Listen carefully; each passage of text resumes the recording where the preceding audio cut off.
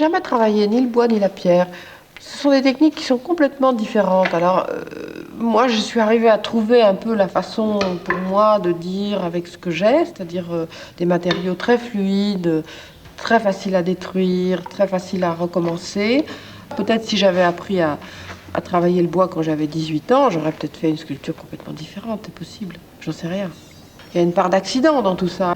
La seule chose que je sais, c'est que je voulais faire de la sculpture. La cire, quand il fait froid comme ça, on ne peut pas lui faire confiance au début. On croit qu'elle est bien et puis tout d'un coup, clac, ça se décompose. C'est même pas qu'elle casse, c'est qu'elle se décompose. Toutes les choses qui étaient assemblées se désassemblent quand on y touche.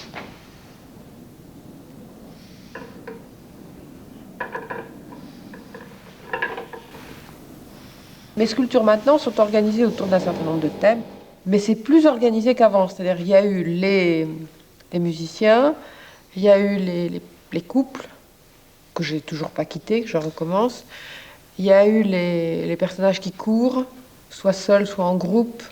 Le passage, tout ça, c'est toujours le même thème de gens une espèce de bousculade, de gens qui courent. C'est un thème que j'aime beaucoup.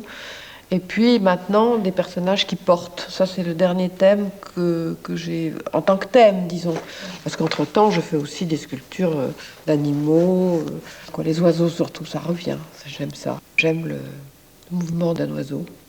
C'est vrai que mes sculptures il y a 20 ans étaient beaucoup plus statiques et que petit à petit, à travers les thèmes, le mouvement devient primordial pour moi.